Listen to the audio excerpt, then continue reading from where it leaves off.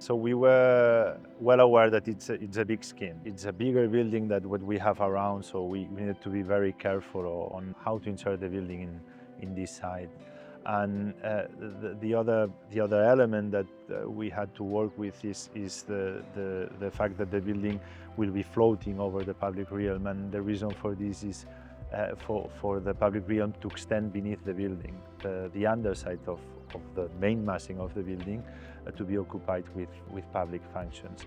So we have this floating mass, and we need that mass to feel light, not to feel oppressive. And then we discarded completely the idea to use brick or stone materials that you can find around, because that would have made the building quite heavy.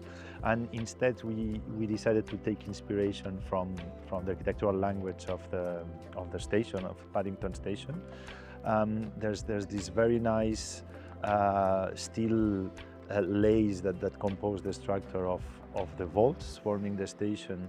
And we took this as an inspiration to imagine our facades, to imagine that lightweight aspect of the building. And we think it works very well, because when you look at the building, you almost feel that it's the continuation of the station, and it relates directly to the station, and not so much with the lower buildings that are more set in the ground, made of stone and brick.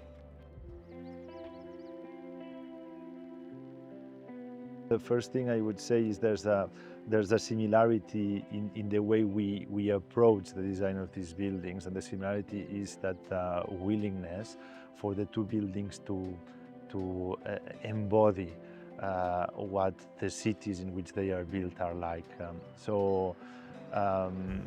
We wanted the shard to embody London in a way, to represent London as we want and we hope to achieve for the Tokyo project, to embody the idea of Tokyo, so that the Tokyo is considered the building something essential of the city.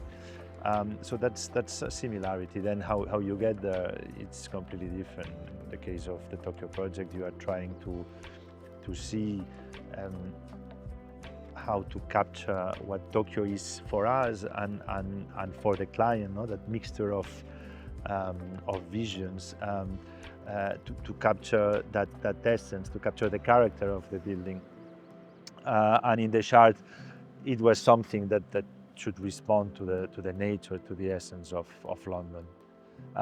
Then, in more practical terms, the two countries are very different.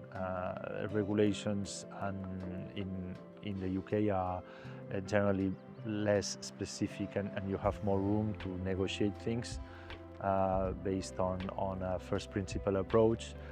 Whereas in Japan, you have a very clear code that says this is possible and this is not, and probably in general terms is a bit more difficult to build in Japan, which is I would say a risk-averse country by definition. But some things may in some specific aspect, things may change unexpectedly. There was the fire, the Grenfell Tower fire in London, and that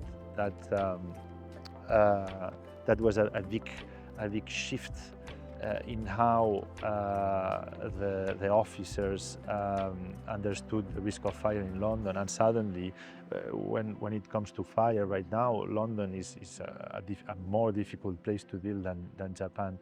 So overall, Japan may be more difficult, but there's always specificities. I think what will stay the same is the working process that has been successful for so many years, and it's a working process that defines us. It's that idea of workshop, of collective work, and attention to detail, and of endless research of the perfect building.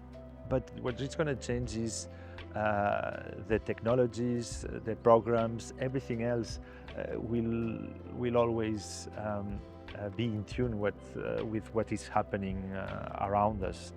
Every time there's a new technology or there's a new way to represent things, it's something that we adopt, and we use it in our way. We use it through our working process.